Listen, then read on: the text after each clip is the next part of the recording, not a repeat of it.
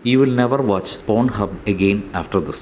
Porn കാണുന്ന ശീലം നിങ്ങളുടെ ലൈഫിനെ കൺഫ്യൂസ് ചെയ്യും എന്നാണ് ഈ ശീലമില്ലാത്ത നിങ്ങളുടെ പാർട്ണറിൻ്റെ ഫീഡ്ബാക്ക്. നമ്മൾ മോസ്റ്റ്ലി എപ്പോഴും സുപ്പീരിയർ മെൻ ബിൽഡിങ്ങിൽ ഈ ശീലമുള്ളവരുടെ പ്രോബ്ലംസ് ഓവർകം ചെയ്യാനുള്ള റൂൾസ് ആൻഡ് മെത്തേഡ്സ് ഒക്കെയാണ് കൂടുതലും ഡിസ്കസ് ചെയ്യാറുള്ളത്.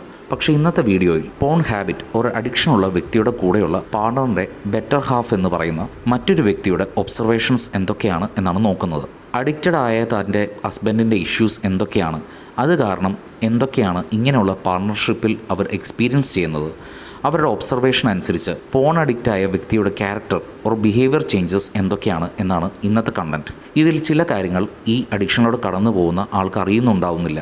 പക്ഷേ അവരുടെ പാർട്ണറിന് ഇതെല്ലാം ശരിക്കും ഒബ്സർവ് ചെയ്ത് അനലൈസ് ചെയ്യാൻ സാധിക്കും. എന്തൊക്കെ ഡിഫറൻസസ് ആണ് ഈ വ്യക്തിയിൽ വന്നിരിക്കുന്നതെന്ന് ഈ ഒബ്സർവ് ചെയ്യുന്ന അവരുടെ പാർട്ണറിന് ശരിക്കും മനസ്സിലാവും. ഇത് ഞങ്ങളുടെ മെൻറ്റേഴ്സ് ഇങ്ങനെയുള്ള റിയൽ ലൈഫ് പാർട്ണേഴ്സിൻ്റെ അടുത്ത് നിന്ന് കളക്റ്റീവായി നോട്ട് ചെയ്ത ചില റിയൽ ടോക്സ് ആൻഡ് എക്സ്പീരിയൻസസ് ആണ്. So before that, welcome back to our channel. Non അഡിക്റ്റായ പാർട്ണേഴ്സ് തൻ്റെ പോൺ അഡിക്റ്റായ ഹസ്ബൻഡിനെ കുറിച്ച് തരുന്ന അല്ലെങ്കിൽ പാർട്ണറിനെ കുറിച്ച് തരുന്ന ഫസ്റ്റ് ഒബ്സർവേഷൻ ഇങ്ങനെയാണ്. ഉദാഹരണത്തിന്, എൻ്റെ ഹസ്ബൻഡിന് എന്തെങ്കിലും ഒരു ഇമോഷണൽ പ്രോബ്ലം വരുമ്പോൾ അത് ഫേസ് ചെയ്യാൻ അദ്ദേഹത്തിന് സാധിക്കുന്നില്ല. അങ്ങനെയുള്ള അൺകംഫർട്ടബിൾ സിറ്റുവേഷൻസ് പലപ്പോഴും അവരെ പോൺ കാണാൻ പുഷ് ചെയ്യുന്ന അവസ്ഥയിലേക്ക് എത്തിക്കാറുണ്ട്. അതായത് ആൻസൈറ്റി, ഫിയർ, ഷെയിം, ലോൺലിനെസ് പോലെയുള്ള തോട്ട് പാറ്റേൺസ് അവർക്ക് വരുമ്പോൾ അത് ഹീൽ ചെയ്യുന്നതിന് പകരം ആ തോട്ട്സ് എല്ലാം പോൺ കണ്ടുകൊണ്ട് അവരുടെ ഉള്ളിൽ തന്നെ ബറി ചെയ്തുകൊണ്ടിരിക്കുകയാണ്. ഇത് അഡിക്റ്റഡ് ആയ വ്യക്തിക്ക് റിയലൈസ് ആവില്ല, അല്ലെങ്കിൽ അറിഞ്ഞിട്ടും വേണം എന്ന് വെച്ച് അത് ഇഗ്നോർ ചെയ്യും. ബട്ട് ഇതെല്ലാം പാർട്ണറിന് മനസ്സിലാവും. ഇങ്ങനെ ചെയ്യുമ്പോൾ സ്വന്തം വാല്യൂസിനെയാണ് അവർ ഇഗ്നോർ ചെയ്യുന്നത്, അല്ലാതെ പോൺ ഒരു ഡിസ്ട്രാക്ഷൻ അല്ല. ആ ഹാബിറ്റ് അവരുടെ ക്യാരക്ടറിനെയാണ് ഡിസ്ട്രാക്ട് ചെയ്യുന്നത് എന്ന് പാർട്ണേഴ്സ് പറയുന്നു. 2, എൻ്റെ പാർട്ണർ ഒരു പോൺ അഡിക്റ്റായ വ്യക്തി ആയതുകൊണ്ട് പല കാര്യങ്ങളിലും സാറ്റിസ്ഫാക്ഷൻ കിട്ടുന്നില്ല എന്നൊരു ഫാക്ടർ വരുന്നുണ്ട്. അത് അവർക്ക് വലിയ കാര്യമായി തോന്നിയില്ലെങ്കിലും പുറത്തു നിന്ന് ഒബ്സർവ് ചെയ്യുന്ന എനിക്ക് അത് പെട്ടെന്ന് മനസ്സിലാവുന്നുണ്ട്. ഈ ഒരു കാര്യം ഒരു ക്ലയൻറ്റിൻ്റെ പാർട്ണറാണ് ഞങ്ങളുടെ മെൻറ്ററിനോട് പറഞ്ഞത്. വെറും ഫിസിക്കൽ സാറ്റിസ്ഫാക്ഷൻ്റെ കാര്യമല്ല അവർ ഉദ്ദേശിച്ചത്. ഇമോഷണൽ സാറ്റിസ്ഫാക്ഷൻ, ജോബ് സാറ്റിസ്ഫാക്ഷൻ, അങ്ങനെ പല കാര്യങ്ങളിലും ഈ ഒരു അഡിക്ഷൻ അവരുടെ പാർട്ണറിനെ നെഗറ്റീവ്ലി ഇൻഫ്ലുവൻസ് ചെയ്യുന്നുണ്ട് എന്നാണ് പറഞ്ഞത്. ഇതിനൊരു കോർ റീസൺ ഉണ്ട്. പ്ലഷർ എന്ന കാര്യത്തിൽ അഡിക്റ്റഡ് ആയ ആൾക്ക് ഒരിക്കലും സാറ്റിസ്ഫാക്ഷൻ എന്ന സ്റ്റേജിലേക്ക് എത്താൻ പറ്റില്ല. അതുകൊണ്ട് എത്രത്തോളം നിങ്ങൾ ഇങ്ങനെയുള്ള അഡിക്ഷൻ്റെ സ്ലേവ് ആവുന്നുവോ അത്രത്തോളം നിങ്ങൾക്ക് ജീവിതത്തിൽ സംതൃപ്തി കുറയാൻ തുടങ്ങും. 3, ഇങ്ങനെയുള്ള സൈറ്റ്സിൽ rape, sex slaves, spy cameras എല്ലാം യൂസ് ചെയ്ത് വീഡിയോസ് ക്രിയേറ്റ് ചെയ്തിട്ടുണ്ടാവില്ലേ എന്ന് ഞാൻ എൻ്റെ പാർട്ണറിനോട് ഒരിക്കൽ ചോദിച്ചു. അത് എനിക്കറിയില്ല, ഞാൻ അങ്ങനെയുള്ള കാര്യങ്ങളൊന്നും കാണാറില്ല എന്ന് എൻ്റെ പാർട്ണർ പറഞ്ഞു. പക്ഷേ ഇതൊക്കെ അങ്ങനെയുള്ള എനർജിയുള്ള വീഡിയോസ് അല്ലേ?